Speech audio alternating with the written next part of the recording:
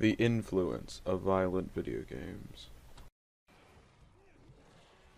Whenever a mass shooting or similar tragedy occurs, politicians and news organizations on both sides of the aisle are quick to blame violent video games for the actions of the individual.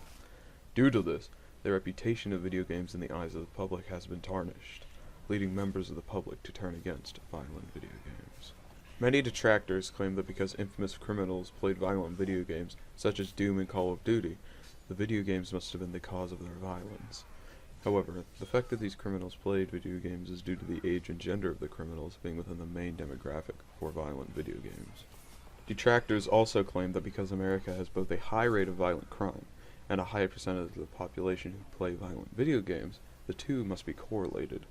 However, many countries that spend more per capita on video games have lower crime rates.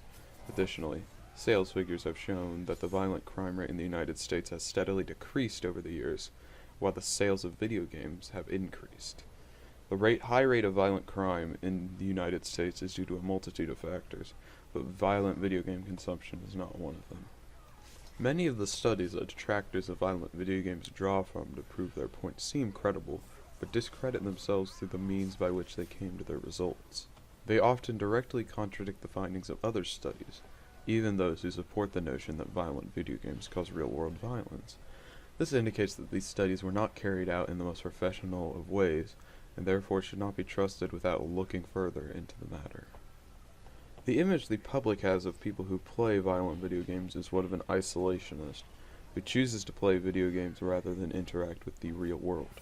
This flies in the face of the facts, which indicates people who play video games may participate in more social interaction than those who do not. An estimated 70% of people who play video games regularly play their games with a friend. Competitive activities are known to foster cooperation between individuals, and video games are no exception. Those who are more cooperative are less likely to be violent, further dispelling the image many detractors have created. Many of the individuals who play violent video games use them as a way to blow off steam and relax.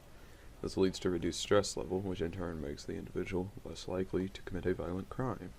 Separate studies have also found different benefits to playing violent video games. One of these studies found playing video games can increase critical thinking skills. A different study found that video games can help those who are suffering from depression. Both these benefits would reduce the likelihood that an individual would commit a violent crime. Despite the benefits they have proven to provide, violent video games continue to be blamed for real-life violence. This is due to the years of confirmation bias directed at video games by politicians and news organizations in particular. It is the responsibility of these politicians and news organizations to help dismantle the stigmatization they have created against video games. By providing more honest statistics and presenting the facts less sensationally, those politicians and news organizations will be able to start this process. With cooperation from the public, violent video games, and video games as a whole, may be able to shake off the negative reputation they have acquired and start receiving the recognition they deserve.